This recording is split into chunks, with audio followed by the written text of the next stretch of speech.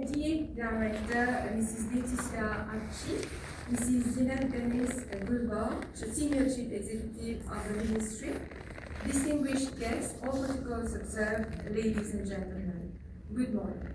It is a pleasure for me to join you all in this workshop, in this half-day workshop on gender responsive budgeting in the water sector. I would like, first of all, to congratulate the Ministry of Energy and Public Utilities and the French Development Agency for this laudable initiative. Gender responsive budgeting in the water sector lays emphasis on warranting that water policies, programs, and resource allocation are designed to address the specific needs and priorities of both men and women, thus positively, in the long run, promoting gender equality and improving water resource management. It recognizes that women and men often have different roles, different responsibilities, and experiences related to water, and that these differences should be considered when developing and implementing water-related initiatives. Water is a basic human need, and access to water is important for women in Mauritius and around the world. In a situation of drought, it is mainly the women in the house who are responsible to manage the limited resources to the best of their capacity. And let me tell you that very often in my constituency, when I receive calls for water problems, it mainly comes from women. And I think Mr. Mamadou, who is sitting here, knows what I'm talking about. Mauritius has a national gender policy that highlights the importance of gender equality and women's empowerment as both human rights and development issue.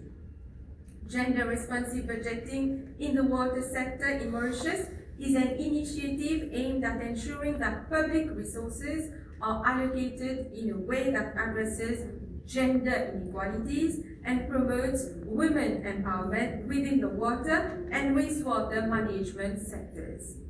My ministry is spearheading the national gender machinery and is the lead agency on gender mainstreaming to promote gender equality at all levels and be responsible for overall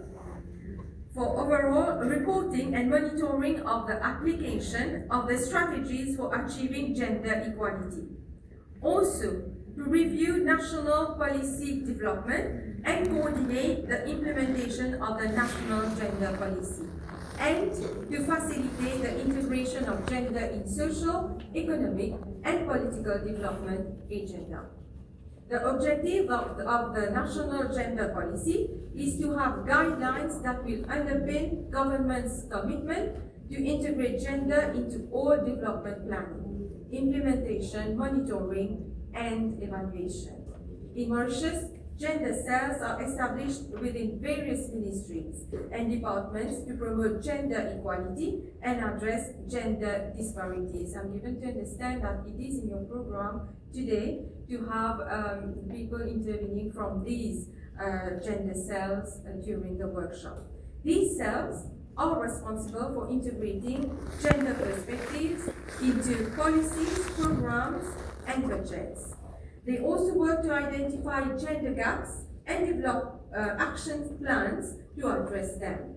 Thus, the Ministry of Energy and Public Utilities has its own gender cell for the Ministry of Energy and Public Utilities to ensure gender is integrated into the energy sector, and the ministry has to come up with its sectoral gender policy and action plan within its planned programs. It also receives a GRBI of 200,000 rupees to implement gender responsive actions, and also support and guidance are provided by my ministry.